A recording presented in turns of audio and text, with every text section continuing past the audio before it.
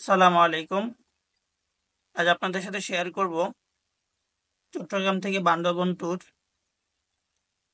আমরা সকাল ৬টার দিকে বের হয়ে পড়ি বান্দরবন যাওয়ার জন্য। সকাল ৬টার দিকে বের হয়ে আমরা চলে গিয়েছিলাম bus terminal, Gaddarhat bus terminal. Gaddarhat bus terminal থেকে ২০০ টাকা করে টিকিট কেটে নিলাম বান্দরবন যাওয়ার জন্য পূরবী পরিবহনে।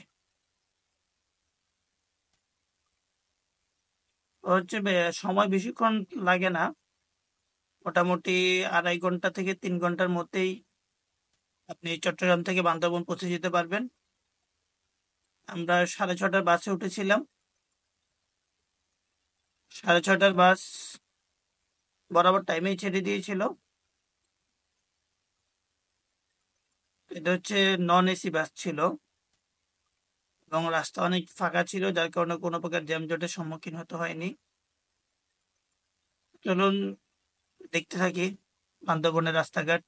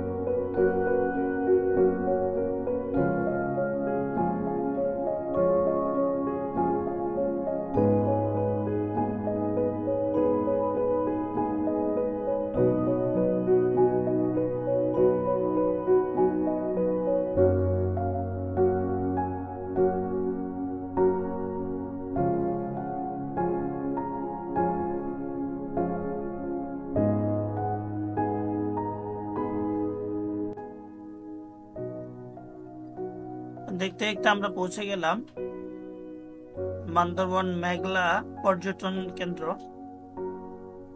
মেঘলা পর্যটন কেন্দ্রে আমাদের পৌঁছাতে সময় লেগেছে প্রায় 3 ঘন্টার কাছাকাছি।